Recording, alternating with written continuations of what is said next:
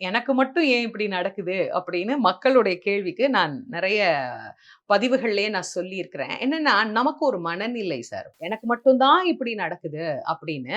உலகத்துல எல்லாருக்கும் எல்லா மூலையிலயும் எல்லாம் நடந்துட்டு தான் இருக்கு. ஆனா நாங்க நெனைக்கிறது எனக்கு மட்டும் தான் நடக்குது, எனக்கு மட்டும் தான் நடக்குது. இல்ல.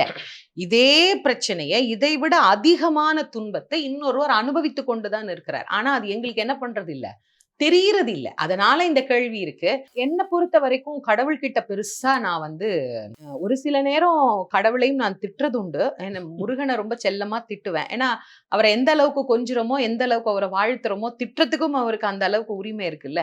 அது எனக்காக அப்படிங்கிறத விட, நம்மை சார்ந்தவர்களுக்காக. இப்போ யாருக்காவது ஒரு பிரச்சனை, அத நிறைய முறை சொல்லி சொல்லியும் அது நடக்கல அப்படின்னா, சில நேரம் கடிந்து கொள்வது உண்டு. "ஏன்பா உண்டு. அப்படி பண்ற?" உண்டு, உண்டு. எல்லாத்துக்கும் உரிமை இருக்குதுல்ல. அதையும் கொஞ்சம் அப்படியே சுந்தரர் கிட்ட இருந்து நாங்க அப்படியே கொஞ்சம் கொஞ்சம் சப்போஸ் திட்டிட்டு அந்த காரியம் அவங்களுக்கு நடந்து போச்சுன்னா, கொழுக்கட்டை வைப்பீங்களா? அதுவும் வைக்கிறது உண்டு. அது எங்க வீட்டு பிள்ளையார் அதுல ரொம்ப முதல் இடம் படைத்தவர். ஏதாவது காணாம போச்சு அப்டின்னா, அவர்கிட்ட திட்டிட்டு, "என்னையாவது இப்டி கண்டே புடிச்சு தரமாட்டேங்கிற" அப்டின்னு சொல்ட்டு, அதுக்கப்புறம் நடந்துருச்சுன்னா, அவருக்கு உடனே கொழுக்கட்டை வச்சுருவோம். அதே மாதிரி நான் ஒருத்தருக்காக பிரார்த்தனை பண்ணி அது நடந்துருச்சுன்னா, அவங்களுக்கு முதல்ல போய் அத நான் சொல்றேனோ இல்லையோ, முதல்ல போய் அத கடவுள்ட்ட சொல்லிருவேன். "முருகா, ஏதோ நான் பேசுனது உனக்கு காதுல கேட்டுருச்சு.